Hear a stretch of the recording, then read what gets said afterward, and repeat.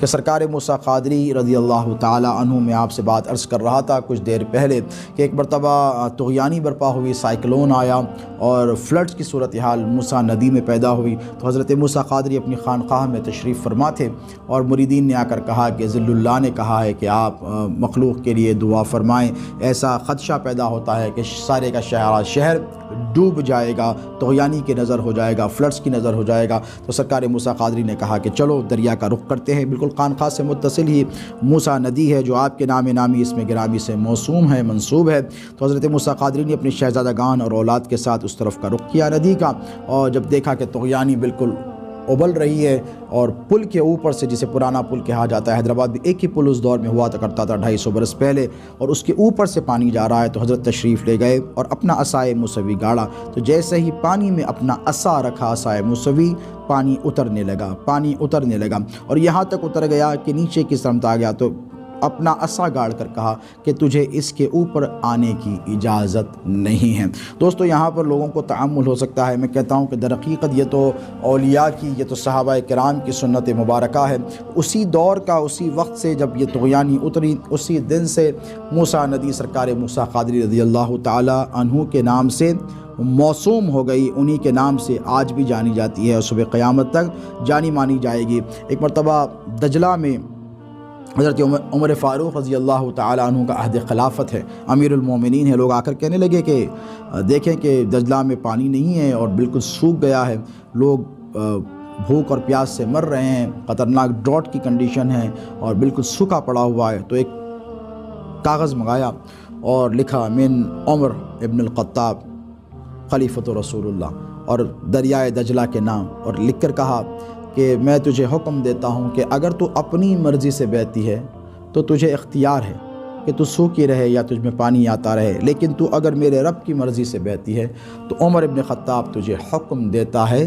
کہ تو آج ہی جاری ہو جا۔ تو اس وقت سے 1400 سال گزر گئے دوستو، دجلہ میں آج تک پانی ختم نہیں ہوا ہے۔ یہ امیر المومنین سیدنا عمر فاروق رضی اللہ تعالی عنہ کی کرامت تھی، جو خلیفۃ الرسول اللہ ہیں، جو امیر المومنین ہیں، جو میرے آقا و مولا علیہ الصلاۃ والسلام کے چہیتے اصحاب میں سے ہیں، جو عشرۂ مبشرہ میں سے ہیں، اور ایک طرف سرکار سیدنا موسیٰ قادری رضی اللہ تعالی عنہ کی ذات بابرکت ہے، جن کے فیضان نے حیدرآباد کو بچایا۔ حیدرآباد کے بڑے مشہور شاعر ہیں جناب سردار سلیم، انہوں نے کہا تھا بڑا خوبصورت شعر حضرت کی خدمت میں کہ لپٹ کر پاؤں سے کہتا ہے پانی رود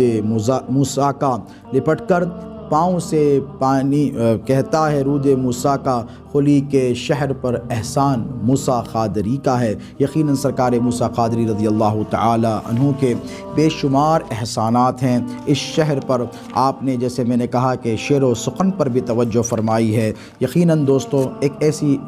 طویل فہرست ہے عناوین کی کہ اگر میں بیان کرتا چلا جاؤں تو سامنے کتابیں رکھی ہیں،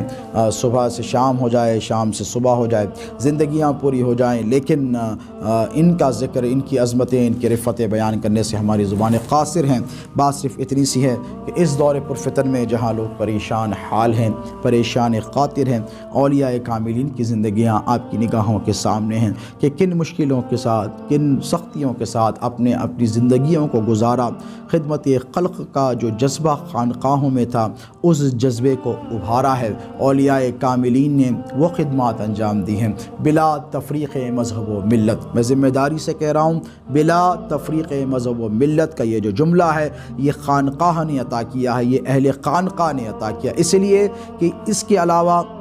مسلمانوں میں جتنے فرقے ہیں کوئی اس کا دعویٰ نہیں کر سکتا۔ اس لیے نہیں کر سکتا کہ آپس میں